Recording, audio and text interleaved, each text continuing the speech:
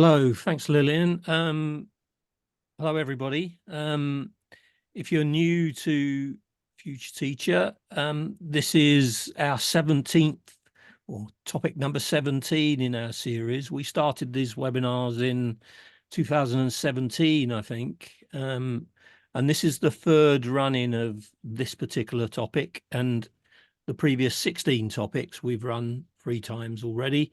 So you'll find recordings of all of those. And I just did a quick bit of maths. So there's 54 existing recordings, and there'll be a 55th today after, or not today maybe, but in a few days' time after the recording from today's session. Hopefully you see in my screen here, this is the page where you would have followed the link to register. The registration form is still there because we had people signing in at the last minute and during the webinar too. And then you'll find a panel here, the reflective presentations. There's a mistake there. I haven't updated the January. Oh no, it is January, sorry. And then you'll find a panel about us, the hosts, but then also each of our guest speakers today, and then a what next, which we'll probably summarize at the end of the session. So we have 3 guest speakers. We usually struggle to fit everything in, so I'm going to stop talking and hand over to Lillian, who I think you're going to summarize what people most wanted to learn from today's topic, Lillian, aren't you? Yep. Okay. So this is a very focused session on webinars, but clearly a lot of people were interested in it from an inclusive point of view, and how to support deaf participants, and how to engage international students online as well, what to do before, during, and after the webinar to promote accessibility and inclusion. And in terms of webinar engagement, lots of people are interested in how to maximize meaningful engagement over time and for repeated sessions. So it's kind of community building, and what makes a webinar engaging, and how to make sure that it's delivered in an inclusive and sustainable way. Others were interested in the concept of breakout rooms and how to kind of encourage participation during breakouts and getting people to stay for discussions. And then community building wise, people interested in building up their personal learning network by engaging in this webinar, but also in community building. So that's what people are interested in. And so in terms of the order of play today, I think we're going to start with Marion and the sign language interpreters. And I think Rosemary, you're going to introduce. Thanks, Lillian. So I'm very pleased to introduce Marion Fletcher from Heriot-Watt University. Marion leads a team of sign language interpreters at the university. She's going to present today about ensuring accessibility, particularly for deaf colleagues, and how you would work with sign language interpreters. Just before I hand over to Marion, we had hoped that our wonderful colleague Robert Adam was also going to be able to join us, but sadly he's not being able to join today. He's one of our assistant professors in one of our teams. So Marion is representing both of them today, so welcome, Marion. Hello everybody, thank you Rosemary for the lovely introduction. I'm really pleased to be joining you all today for this presentation. So as Rosemary said, my name is Marion Fletcher, and this is my sign name. I work within Heriot-Watt University. Now I'm going to switch to speech.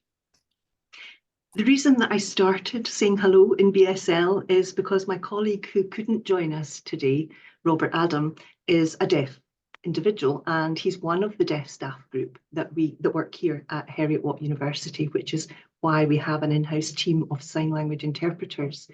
And I know that when Robert and I were talking about how we would present today, we thought it would be an added bonus if you could actually see what it looks like on the Zoom screen when sign language interpreters are working.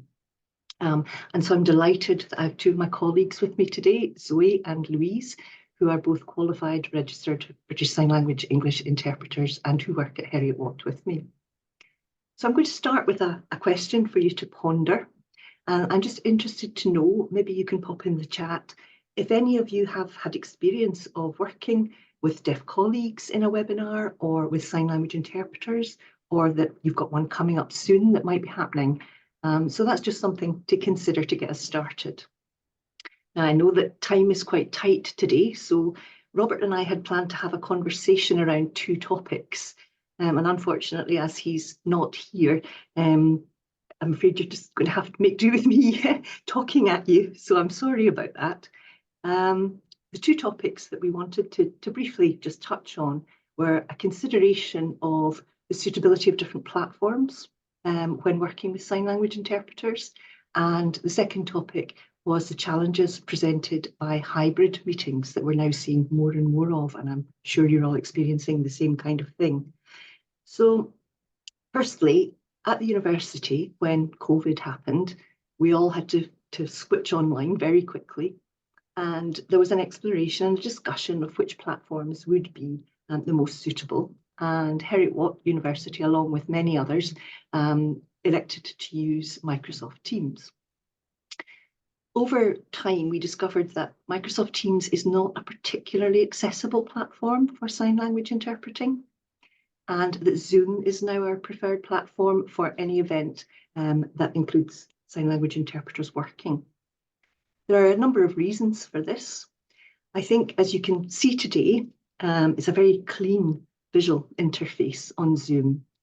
And you've probably already picked up that sign language is quite detailed, it's quite fast, and you need to really have the best quality video possible. And Zoom seems to have a more stable video connection than Teams. I'm sure we've all had experience of being on Teams where somebody's video tile has suddenly turned green or has frozen. And that happens substantially more on Teams from experience than on Zoom. Zoom's video signal does seem to be more reliable, more stable. Secondly, I think one of the big advantages with Zoom is that you have the ability to hide non-video participants, which if you look down at the bottom left of the Zoom screen, you'll see the video icon and next to it a small arrow. And when individuals click on that, you have the option to hide non-video participants, which means that when people turn their videos off in a meeting like this, you don't see the little black tile with their initials on it that you see on Zoom. Their tile just completely disappears. And so individual participants in the meeting can set the preferences for video, for viewing the screen, for resizing video tiles to suit their own preferences, which is something that hasn't yet been incorporated into Teams. So overall, we find it is a more user-friendly platform for BSL interpreted meetings. Now, I'm well aware it's not a case of one size fits all, and that for some people, Zoom just isn't suitable, and that Teams would be a preferred platform. But certainly when thinking about sign language interpreting, Zoom is a more accessible platform. Now, Microsoft have been making improvements to their platform, and they release updates regularly, including recently, they've included what they call the sign language interpreter function. And it certainly is an improvement on what we saw during the COVID times and lockdown, but it is still not quite at the stage that Zoom is at. So we are still using Zoom in Heriot-Watt University in parallel with Microsoft Teams. So this gives you some flavour, hopefully today, looking at the screen, of why we prefer using Zoom when it's such a visual interaction in sign language, whether that's the interpreter looking at a deaf person signing and having to produce a spoken English voiceover for their sign language, or whether it is the deaf person looking at an interpreter signing and needs to see the detail of the information. The ability to resize the video tiles when someone is sharing their screen is also a very useful feature that we find works well in Zoom. So that's really one of the considerations that we've had to come to grips with. It wasn't a universally popular decision at Heriot-Watt because the default platform is Microsoft Teams, and the university has clearly invested quite a lot in that. But I think one of the really great things about the university is that they were open to considering the parallel use of these 2 different platforms, which they have done, and we found that to be very successful. And we have now a policy in the department where we do most of our work, the Department of Languages and Intercultural Studies. We have a policy now that Zoom is the online platform that is always used for our meetings. And that's starting to spread a little bit throughout the school. And we've found colleagues to be very supportive in understanding the need to use Zoom in these occasions. And I can see that Genevieve has had a similar experience of trying to persuade her university to consider using Zoom as an alternative platform. So that's the first consideration. The second thing that I wanted to talk about are the challenges that are presented to us when we are now involved in hybrid meetings. And hybrid meetings was something that very new to, I think, most of us until after the lockdown again, which has forced us to think of new ways and different ways of connecting and meeting with each other and with colleagues. So hybrid meetings are quite common in Heriot-Watt University, where we have attendees online and attendees in the actual room. Typically in a hybrid meeting, the actual presentation will be happening in the room, and there's just some colleagues attending as participants online. Now, if we have deaf participants attending in the room, we need interpreters in the room. And if we have deaf participants online, we need the interpreters working online. At Heriot-Watt, we have quite a substantial number of deaf staff and PGR students. So it's quite often the case that we have several deaf colleagues attending a meeting or a presentation. So it's not beyond possibility that we would have some of these deaf colleagues in the room requiring interpreters to be face-to-face with them, and of others at the same time online, so requiring interpreters to be online too, which means we've effectively doubled the number of interpreters that are required for a meeting. Now, to put that in context, in Scotland, where we're based, there are approximately 100 working qualified interpreters, sign language interpreters. And of that 100, maybe half of them might be interested or able or skilled or experienced enough to work in an academic context. So we're talking 50 individuals in the whole of Scotland that might be able to take this work. And if one hybrid meeting is soaking up 4 of those people, that's a big drain on resources.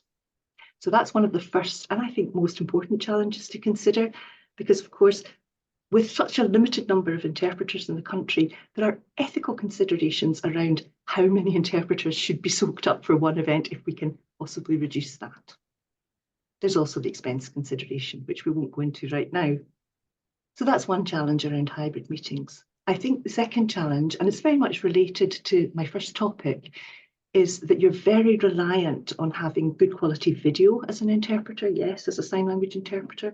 You also need very good quality audio, especially if you're online interpreting for deaf colleagues and the presenter is in a room, a remote room somewhere with other attendees and speaking, they're presenting in spoken English. And if the audio quality isn't good enough, then we as interpreters just simply can't do our job and the deaf people can't get access. And what I mean by that is we all know sometimes audio cuts out, but also there's the issue around the presenters standing in front of a static microphone, and presenters, being human beings, like to wander around and move a bit. And if they walk away from the microphone, that's the deaf people cut off basically online. They can't access the information if the interpreter can't hear it. And also we find that an issue has arisen on several occasions when there's a Q&A session at the end of a presentation. And thank you, Mike, actually, I've just seen your comment. Absolutely, if the audio quality is not good, the captions won't be accurate. So audio quality is a really important consideration. And for Q&A sessions where participants in the room are perhaps asking questions of the presenter, it's essential to have a roving mic. Because what we've often had happen is that the arrangement is that the presenter will repeat the question from the audience. And that starts off really, really well until they get into a fascinating discussion about a subject that they're very passionate about, and they completely forget to repeat the question. And so again, the interpreters are left stranded. So hybrid meetings do certainly present unique challenges for interpreters. Here in the Department of Links and Cultural Studies at Heriot-Watt University, there's now a departmental policy that we don't hold hybrid meetings if interpreters are working, and they either have to be all in person or all online. And that has certainly simplified some of these challenges for us. I'm grateful that my colleagues have taken that into consideration. So I think I've probably managed to cover everything that I had planned to cover. As I say, thank you very much for inviting me. I hope that small insight was useful for you, and I'd be happy to answer any questions either now or in the chat or at the end of the session. I'll pass back to Rosemary. Thank you, Marion. We have a few minutes, and I see we do have a specific question for you in Sure. the chat. So the question is from Lillian. I think there's a belief that live captioning will do the job. Can you comment on whether people might prefer signing or captions and why? Sure, that's a great question. I mean, I'm a big fan of captioning. I think it should always be used, because we don't always know who in the audience may have a hearing loss. They might not be a sign language user, but they might be struggling to hear the content, and captions can help. Heriot-Watt is quite a global international university, so we have many staff who are not first language users of English, and again, captions come into their own there.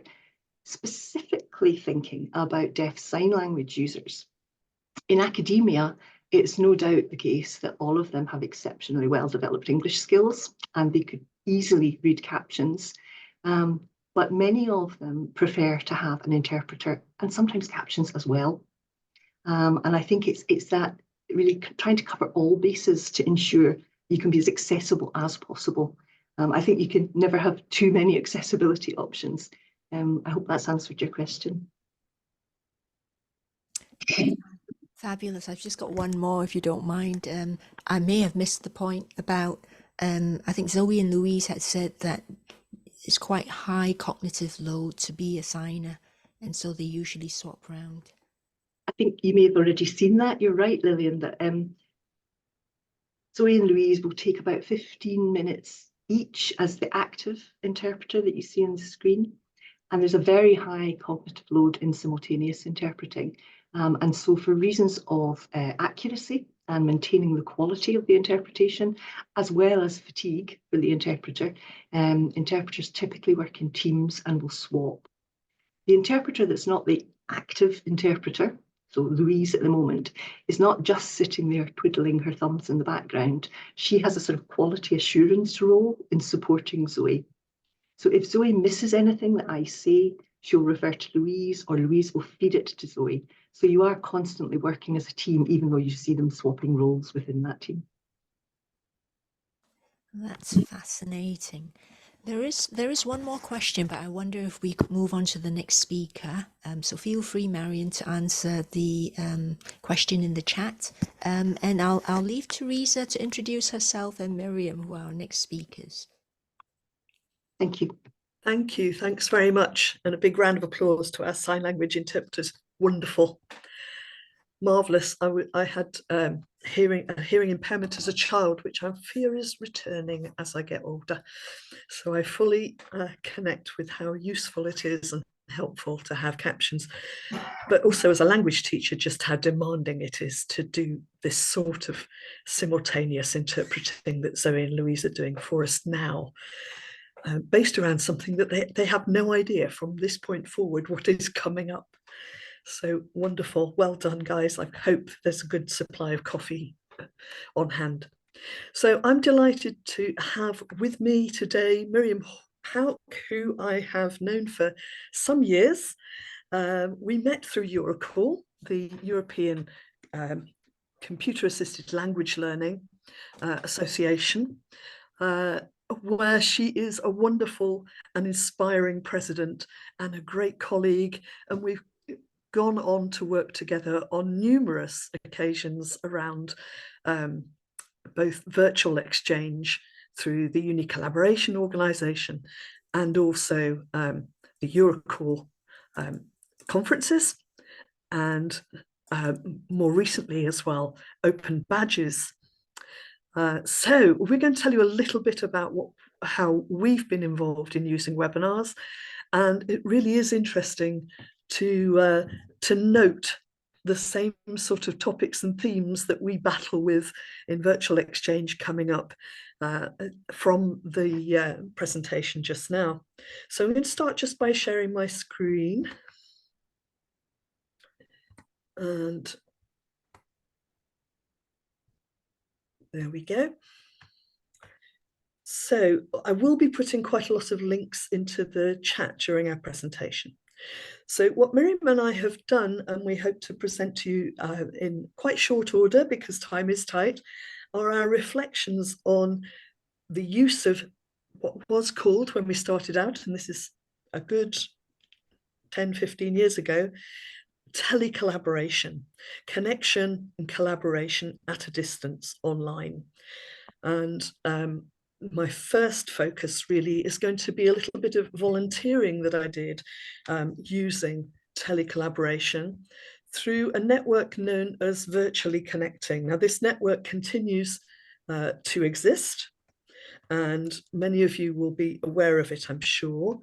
But Virtually Connecting and the originator of it was Maher Bali in Cairo in Egypt, was essentially derived as a solution or a possible solution for giving access to conferences for those who couldn't or didn't receive funding in order to travel and participate in conferences.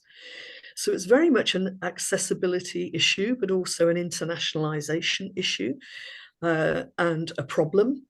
And Maher was working and continues to work in computer technology. And she decided that she could try to pull together a team of volunteers in order to facilitate conversations remotely between conferences at a time when conferences were not necessarily available online. And I will share all of these links in the chat shortly.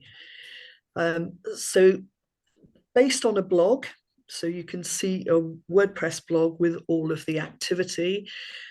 Just this screenshot here shows you some of the Virtually Connecting sessions that I've been involved in. Essentially, there's a sort of template here of an idea where people get together, they connect around a particular conference, so they use the hashtag, as it was at the time, for that conference, and it was very much a Twitter connected at that time. And for every conference, there is at least one on-site buddy and one virtual buddy. So the on-site buddy's role in the conference is to find the people that people want to talk to, and the virtual buddy is to take care of the capturing and the recording and facilitation of that electronically. Mainly the free accounts were used. In fact, I think solely really free accounts were used, free accounts of YouTube for the recordings, lots and lots of emails and templates that were shared by the organizers. And essentially the ethos was one of hospitality. So providing a virtual room where everybody within the room, whether they were physically at the conference or virtually joining the conference, felt comfortable and invited. They knew that the interactions would be recorded, so they're expected, obviously, to give consent for that recording to be shared openly. It's an informal meeting, but it's captured and then made available openly on the Virtually Connecting YouTube channel. So my experiences really, and the learning that I had, I started off as an on-site visitor and was interviewed as an on-site visitor, and then became a virtual buddy as well for various conferences. But this idea of collaborating on a shared artifact, in effect, of a video, and not knowing if people will turn up in the virtual room, having to deal with schedule changes at the last minute if you're an on-site buddy, trying to find people, getting them sitting down in a space that is conducive to recording, is terribly scary. I'm sure my blood pressure was as high as it possibly could be as I was running up to these sessions. And it very much relies on trust. We used to use just an online system for connecting and talking to our virtual buddy while we're on site, just to check everything's going right, and for planning. And essentially, really, you learn very quickly, and you're very much focused on making sure everybody else is comfortable. You learn from each other, but that builds very much a community, because you're in quite a tricky situation for a little while there. And you have something you can be very proud of at the end of that. So what we were doing, and it didn't really have a name particularly at that time, was something that became much more clearly defined in my mind when we started to talk about it as virtual exchange. But as you can see, any number of different terminologies are out there for talking about connecting. And post-pandemic, we're much more familiar with this type of activity, and thankfully not quite so dependent as we were on getting good internet signals and having issues with bandwidth. So things have improved for us.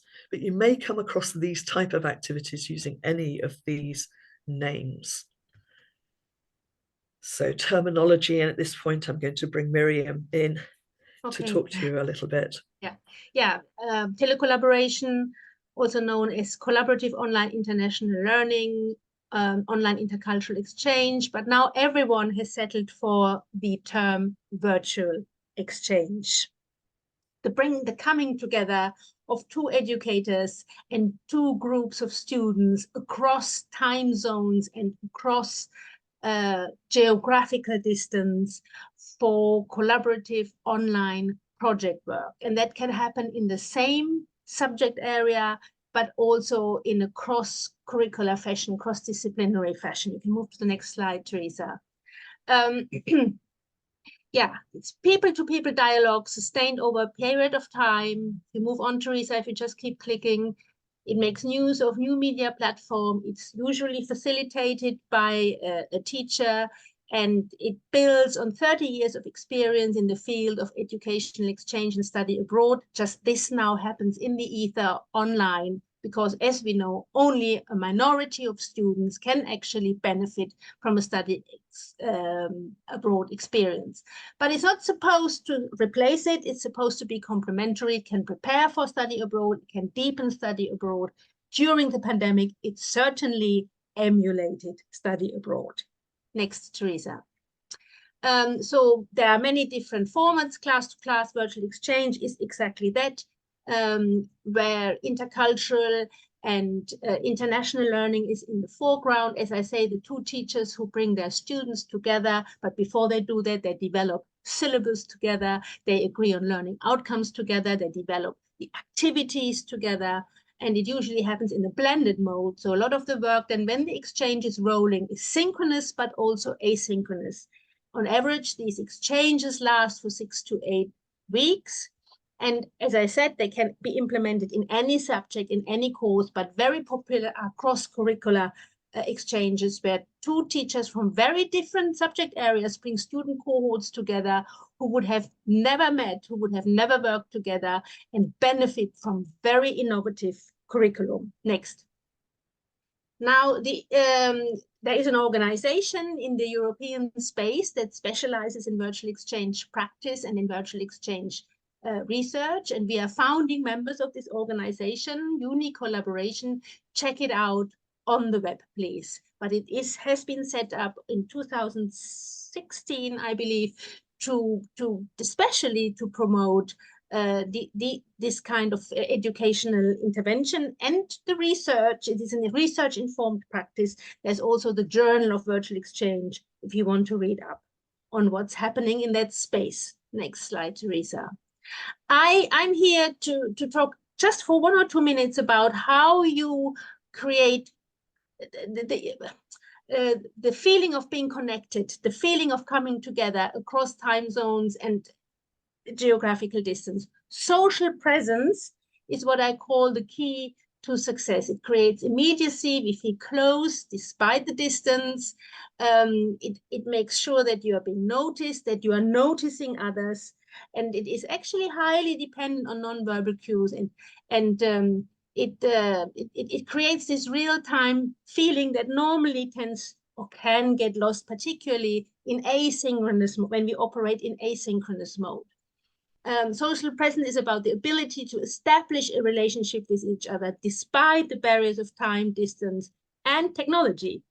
But it depends on skills with technology and also on our cultural context and our disposition towards a particular communication that is going on. And it is about interpreting social presence cues and how others project themselves into the online environment, verbally, but also physically and in asynchronous contexts in writing. Next, please.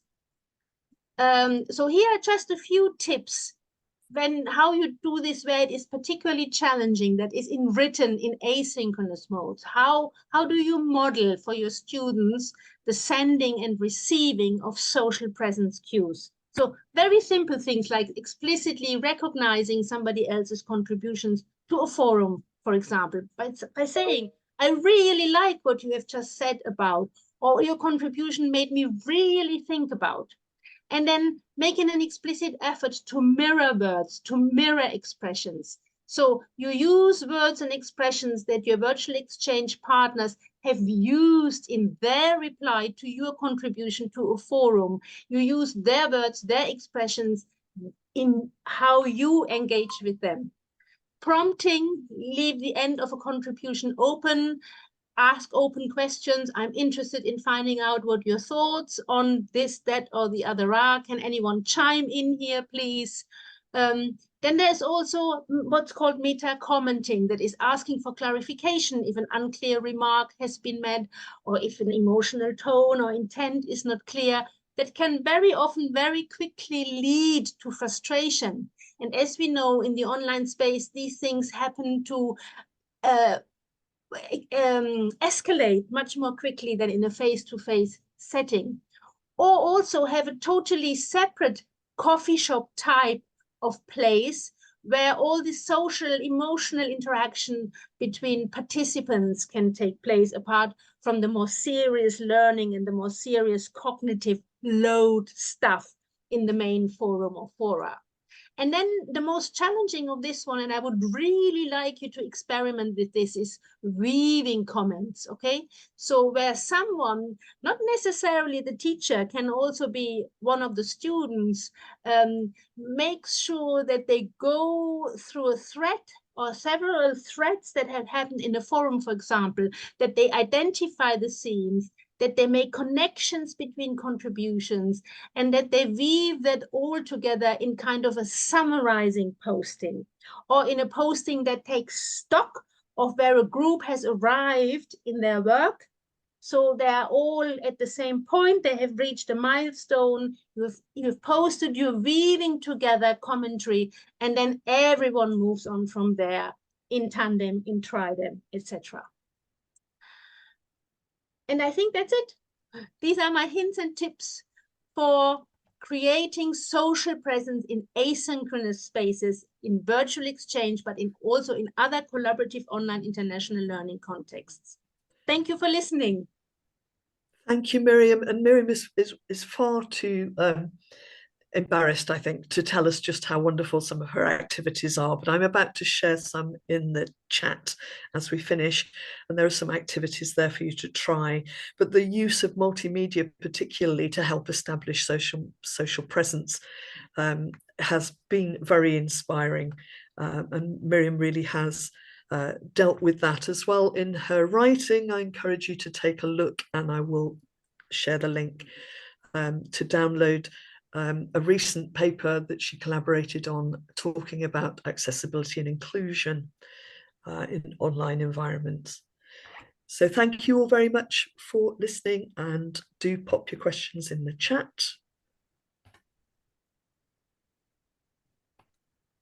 Thank you so much to Teresa and Miriam. Yes, do keep asking them questions in the meeting chat.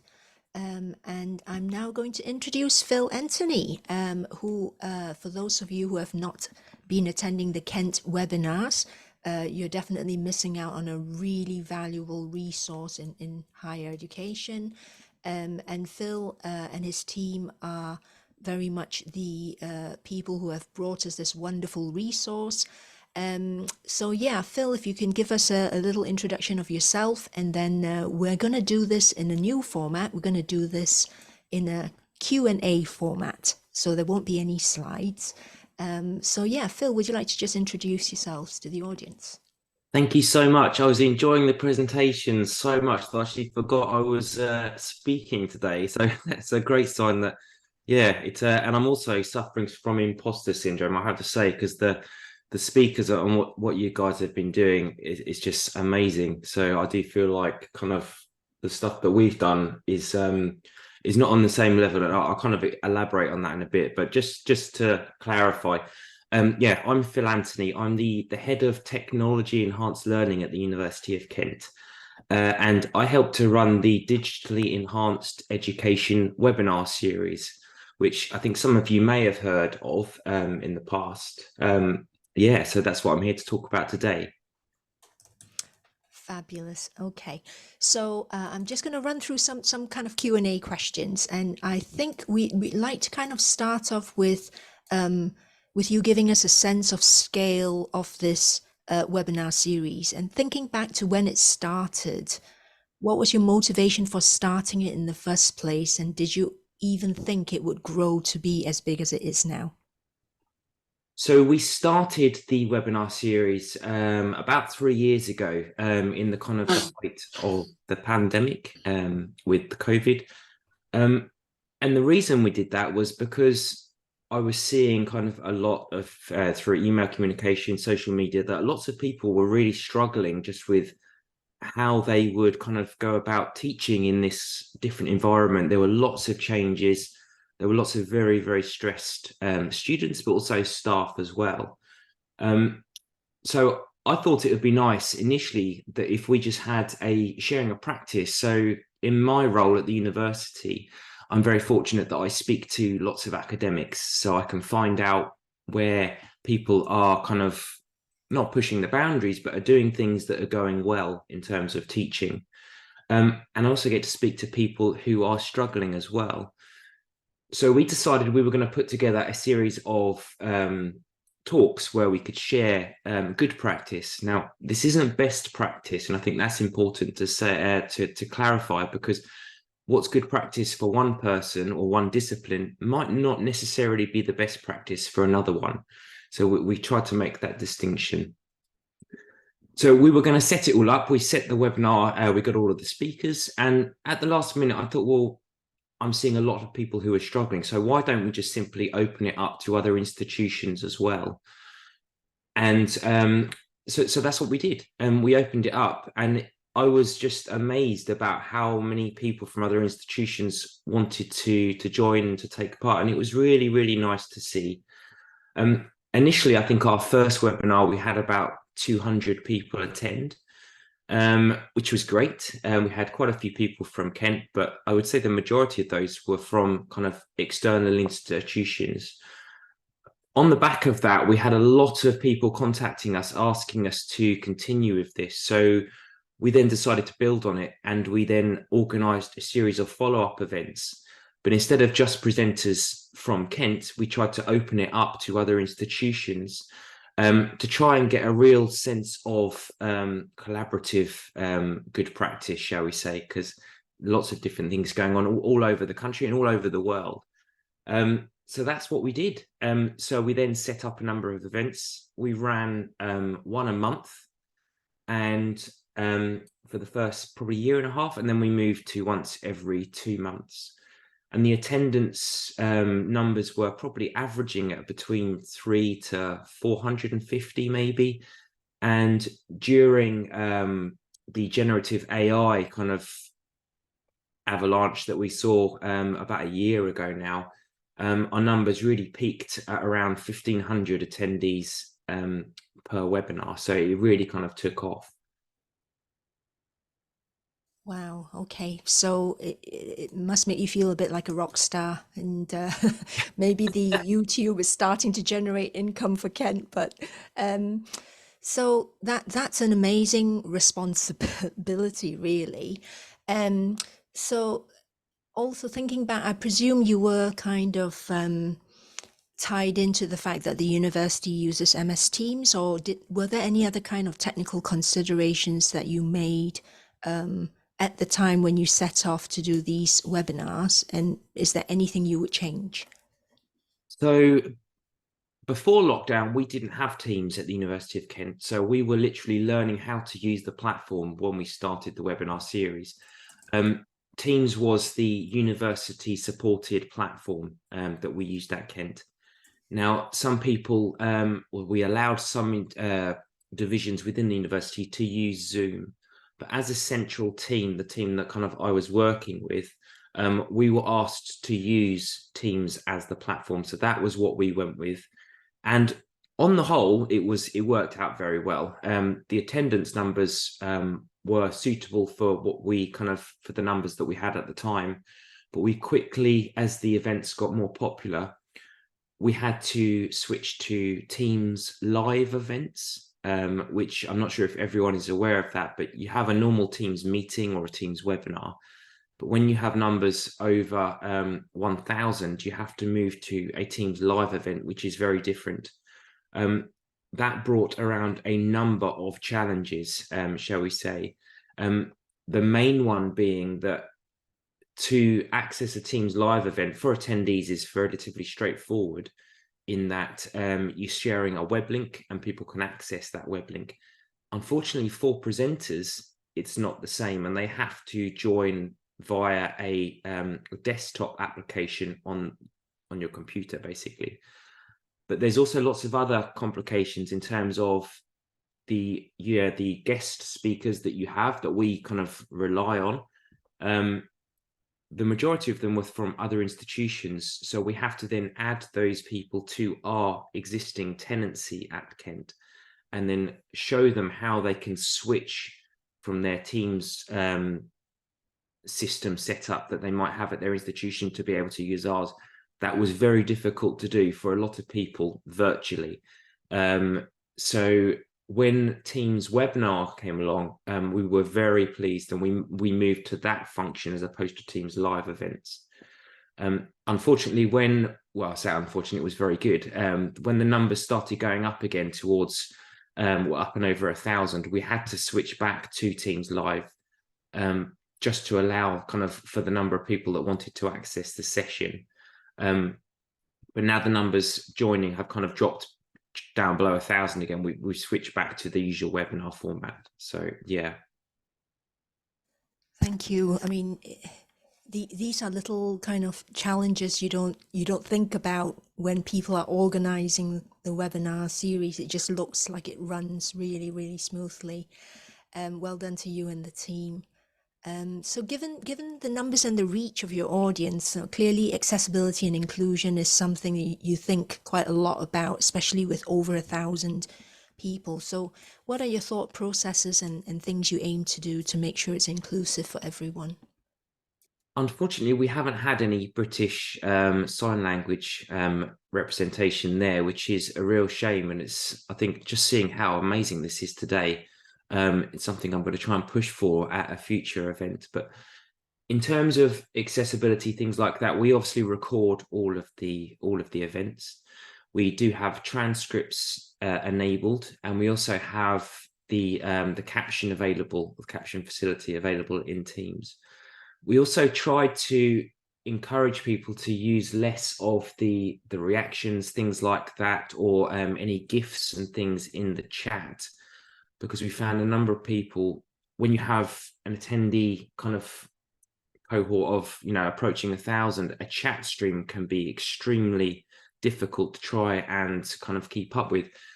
And I include myself in that. I'm a very slow reader. I'm dyslexic. I really struggle to speak and read at the same time.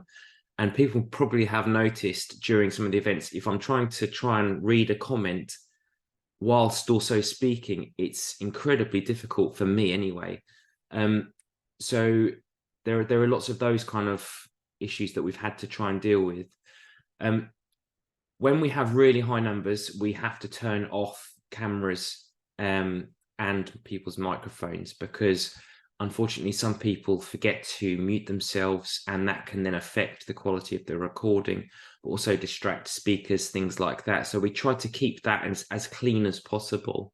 And then if someone does have a question, we ask them to raise their hand, and we can either unmute their mic and turn their camera on so they can ask the question themselves, or we'll ask them to put it into the chat and we can read it out on their behalf if they prefer. So we have two options there. We also try to encourage people to, there's new functionality in Teams where if you have the chat window closed, you get a pop-up window for the chat, and that can be incredibly distracting for someone if they're just trying to focus on the speaker and the presentation. So we've tried to provide guidance for people at the start of webinars of how you can disable those sorts of features, and if you wish at the start, but it's kind of an ongoing process that we try to remind people of during the session. But I'll be the first to say that we could probably do more, or we could probably do better in terms of trying to help people there. But we do as much as we possibly can. Brilliant. I think this is going to be my final question to help us keep to time. So given that it feels a bit like a passion project, I know you put a call out for speakers, and I presume you do get a large number of speakers wanting to present. But what's your workflow for encouraging speakers around a particular topic? And then on the flip side, do you do any kind of community building around that particular topic as well? It's a great question. So in terms of kind of how we set these up, we started off basically trying to think about what people might like based upon conversations that I have with people across the sector, emails that I've been getting. But after a while, we flipped our approach, and I thought that, we have now a webinar community of 9,000 people from across the world. So I thought, it makes much more sense for us to ask people what they want to have, what webinar themes that they would prefer to see at an event. So we try to open up like a poll or a form where people can kind of vote on which themes that they would like. Once we've decided that, we can then open up another one, and we can open up a form with proposed talks, things like that. So we've got two ways that we can do it. We can either have a generic theme. So we run this quite regularly, and that's pedagogy and practice when teaching and learning online. That's very much our kind of generic theme, where we can include a number of different topics that might appeal to a large number of people. Or in some cases, we have run a number of events specifically focusing on accessibility, inclusion, student engagement, generative AI, and then we try to focus all of those talks specifically on that area. So once we know what webinar we want to go for at the next event, we then open it up, and then we ask people to submit talks for that. And we've been very, very lucky that people they want to contribute and they want to share practice. And it's been lovely to see, just with the amount of people that do this, because I think it's important to remember that we don't take any fees or anything from any of our events. They're all free. But the only reason that we can do that is because all of the speakers that join the event, they do that for free off their own back, out of the goodness of their heart. They're just people that love teaching and love to share practice. And I think that's what we all love, isn't it? We all love kind of doing our job. We like to feel like we're doing something well. We like to feel like we're engaging with people, connecting with students, all that sort of stuff. So I think we're just very lucky that in this sector, we're across the sector, because it also, that higher education, but there's further education, primary, secondary, all of those areas, they're all involved and they all want to contribute. So that's why we're able to do it. In terms of kind of keeping up with it, that's very difficult. So I'll give you one example. Sometimes I will put out a call for speakers, and within 24 hours, In an extreme case, I've had 250 submissions for people who want to contribute, which is great. But during each of our webinars, we try to keep it relatively short so we don't overload people. And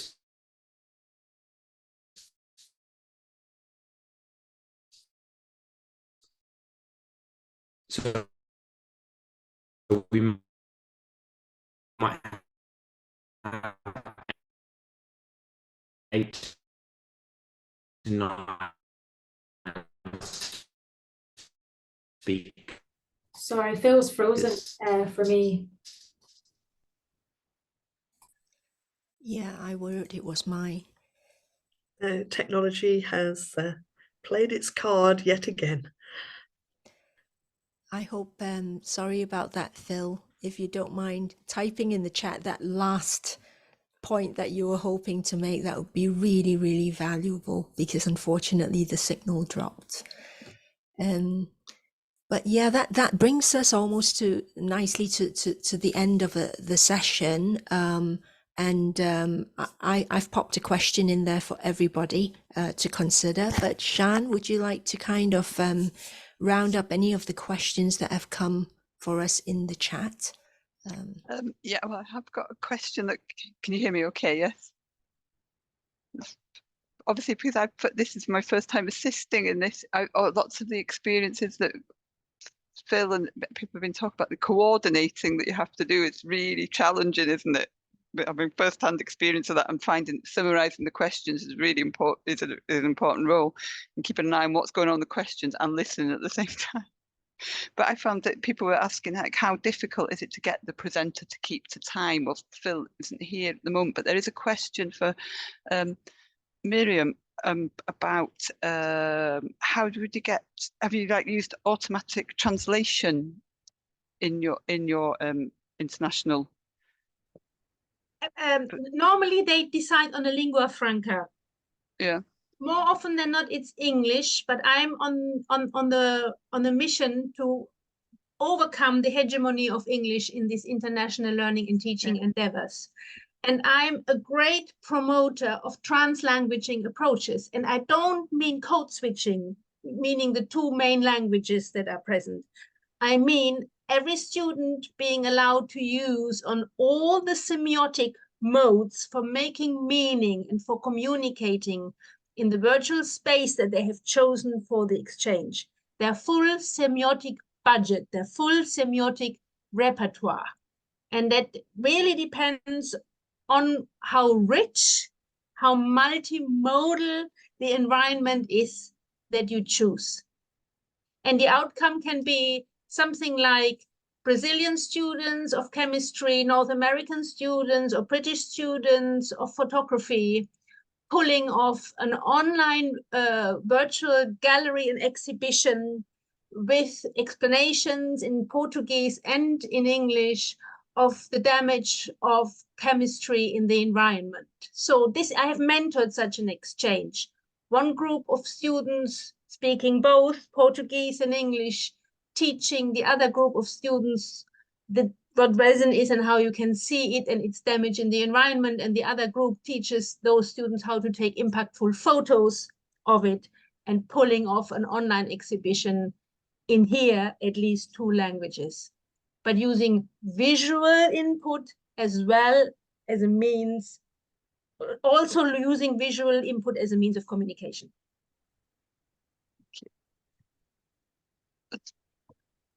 Thanks, Miriam. I hope that addresses the issue. Yeah, we work in a bilingual environment in Wales, and we have lots of sort of similar challenges. It's fascinating to hear how those are being addressed, and how that we can. And of course, the students using increasingly AI assistive technologies to overcome these language barriers. Thank you, Miriam. Is Phil back on? Because there was a question for Phil. Phil, is he able to speak again? I am here, yes. Yeah. It was the question about how difficult it was. I think it's a question from Mike. How difficult it was to get the presenters to keep to time. You, if anyone who's joined, you might have noticed that sometimes it's harder than other times. It's some people are very drilled, they're very slick. Some people kind of need reminding. I try to operate in a system where I try to remind someone when they have 1 to 2 minutes left. However, sometimes there's not a kind of a natural pause to jump in there to try and let people know. And personally, I find it really difficult to try and interrupt someone when they're mid-flow. So sometimes we have a buffer. It's supposed to be 10 minutes, and then we have a 5-minute question window for that presenter. And sometimes if I can't stop them at 10 minutes, I might try and stop them at 11 or 12. But then I have to reduce the questions for that presenter, so we stick within the 15-minute window. If we run to the edge of that 15-minute window, I have to jump in and stop it, because it's not fair on the next presenter. Because people are doing this off their own back. Lots of people are jumping in throughout the webinar, and it could mess up someone else's time. They might be in a meeting, things like that. So yeah, that's how we try to do it, but it's not easy. Yeah. I've been to the events, and it's really slick the way that you do it, and you're very skilled at interrupting to get people. Oh, you're very kind. Should I put me back to Lillian now to summarise, I think? Oh, yeah. I mean, you. we have so many more questions that we could answer around closed caption software, how to make it more accurate. And lots of people are starting to answer the question about what attracts you to attend. And also, sorry, I'm trying to find myself so that I can spotlight my video, which hopefully makes it easier for our sign language interpreters. But yeah, I hope people will keep responding in the chat about what attracts them to a good webinar series. And we can all learn from that as well. So I'd love to say a great big thank you to all our presenters here. I feel every time we run a webinar as hosts, we all learn so much from our speakers, and we learn so much from challenging our interpretation of how to run a webinar as well. We always get ideas from participants as well as our speakers. So what we'd like you to do in the chat, and some of you have already done that, is to kind of type in the chat what one thing you can take away from today that you can use in your own practice. And yeah, we absolutely appreciate everyone who attends. I've noticed Angela mentioned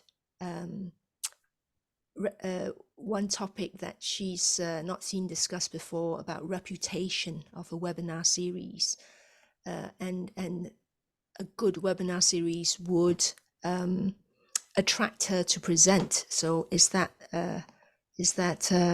offer to present for us as well, Angela? Another question I kind of thought about was, with Phil receiving so many offers for speakers, it must be really good to know that the reputation is so high for the webinar series, and it must be really difficult to have to say no to so many people. So yeah, these are just my rambling thoughts. I'm going to be quiet for 30 seconds so that people can type in the chat. And Teresa, you've raised your hand as well. Yes, just a quick opportunity perhaps to mention that all of our presenters today, and it's really part of our community building, will receive an open badge. So please display it with pride, because it shows that you've contributed to the learning of our sector. So thank you very much on behalf of Future Teacher. And find us on LinkedIn as well. We have a LinkedIn group. And from there, you'll be able to keep up to date with what we're doing, because coming up very soon is our Reflecting on Reflecting series, where the team is going to be reflecting on how Future Teacher and the myriad of resources that sit within our Xerte objects are available and can be used and reused and repurposed and can help save you time. Thank you very much. And on that note, I will say thank you everyone for attending and stop the recording here.